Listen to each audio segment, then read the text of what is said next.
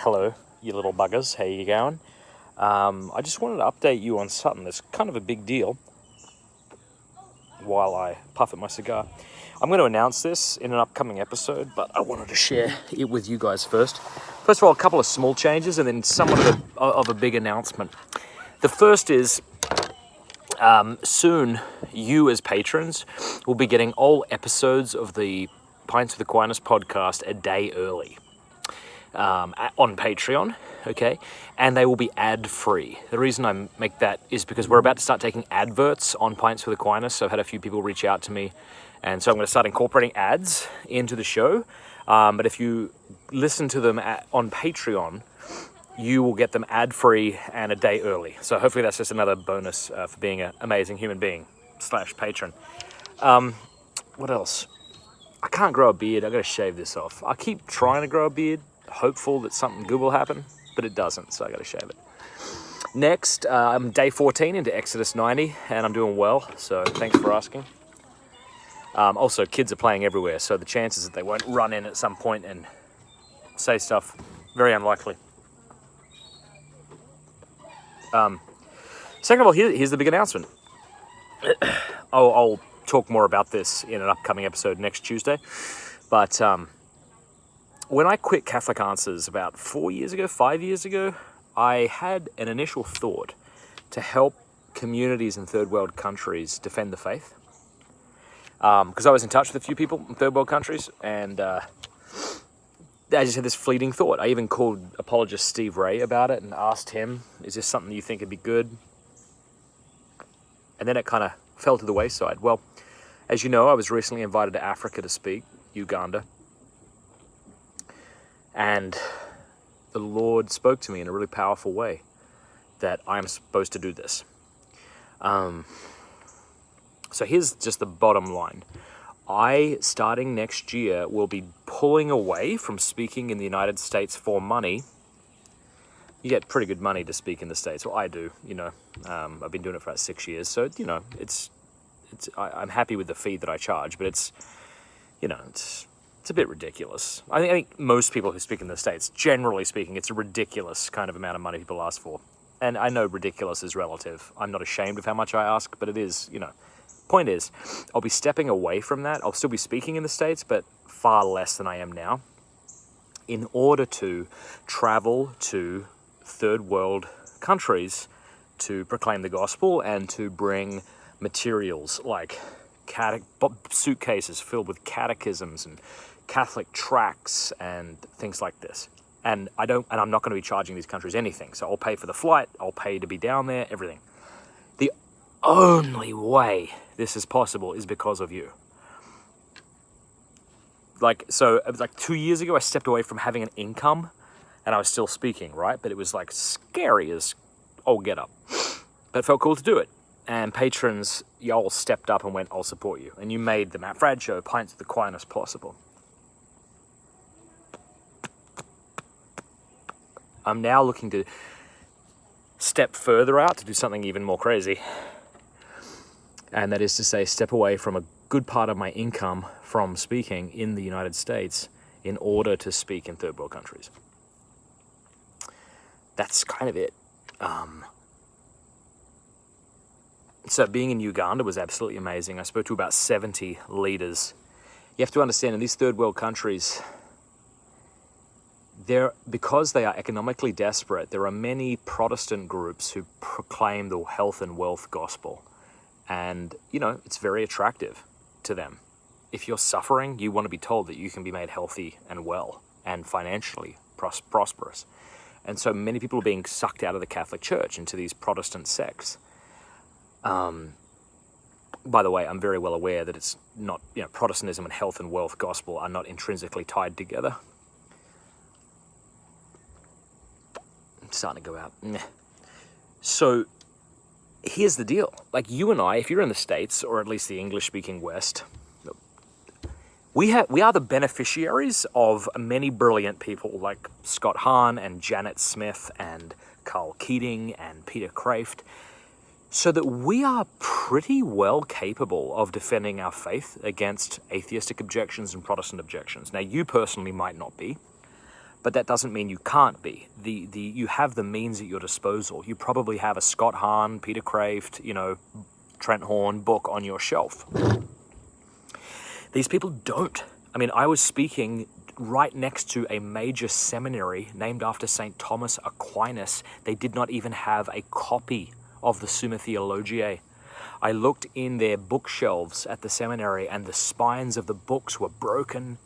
I mean, we're talking really third world countries here, So to say, well, they should go to Catholic.com. Well, first of all, some of these houses don't even have, electricity.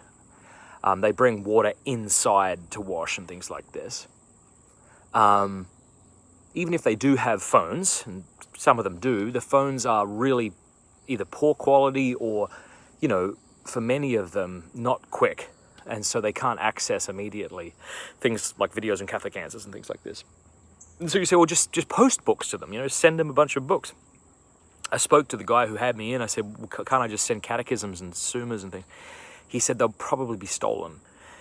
He said, you have to understand, these people are really poor. So he's like, we've had people send stuff to us in the past and we can prove that it made it to the post office, but then they don't go any further because people take them. Now, I'm not saying this is the case with every circumstance, but a lot of them, according to him, it is.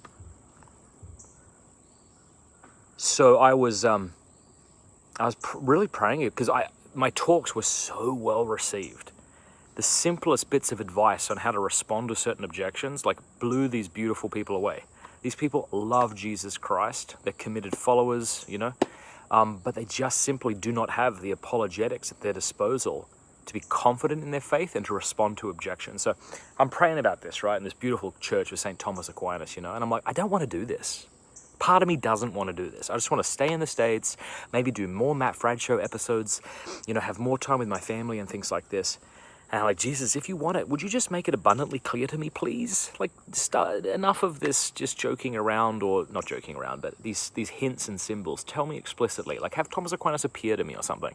And I'm still open to that, God.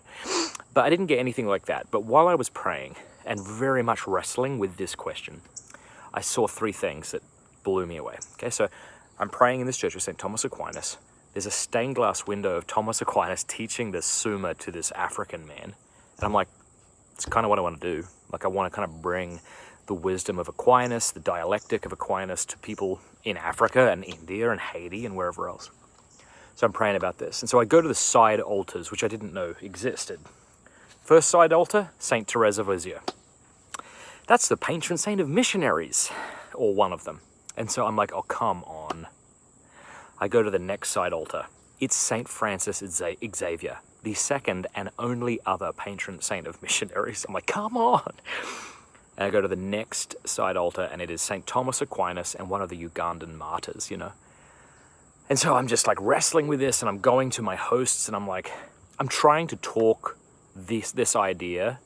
I'm trying to talk them out of this being a good idea. I don't want them just to kind of agree with me because I'm bringing it up. So I'm like, do you really need a white dude? By the way, it's really cool to see they don't have the same race relation chaos, in Africa and other places necessarily as they do here in the States.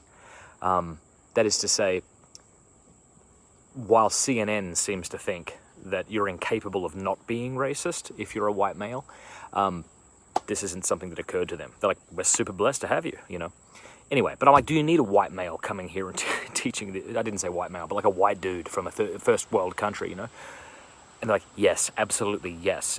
I'm like, okay. Now, the guy I'm working with works for a group who works with a bunch of third world communities in the States. I'm just doing a little video. Okay. That's it. Take the whole thing down. Okay. I need to. And y'all stay down, please. Hi. So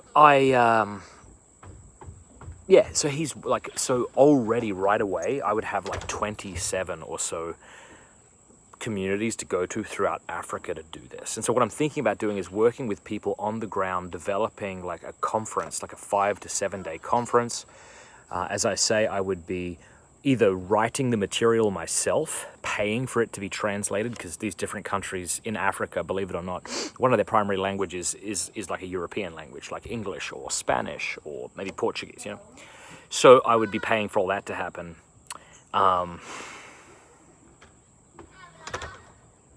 I'm just super pumped about it. You know? What a gift to help these beautiful people who teach me so much about the Catholic faith and how to live it, you know? Could you please stay downstairs? I have 800 children at my house today. There's more to say, and I'm going to be saying it in this upcoming video. 1 second. Yeah. You want to open it? Come and say hello to these patrons. Hello. Okay, sit down. You'll knock it over. Just say hello. Hi. So what's going on, Peter? Did you tell them what I brought you back from Africa? Do you remember? No? Horns. Bull horns. All right, head downstairs. I'll be down in a minute. So, that's it. As I say, I really feel strongly about this. I'm continuing to pray about it, but like basically next year, we've already kind of agreed that I'm going to move my family to Uganda for over a month. And while I'm there, I'm going to be visiting Kenya and another couple of communities in different countries to do this. And yeah, so just, you know, like they don't have catechisms. Like 4 people out of these 70 leaders had a catechism.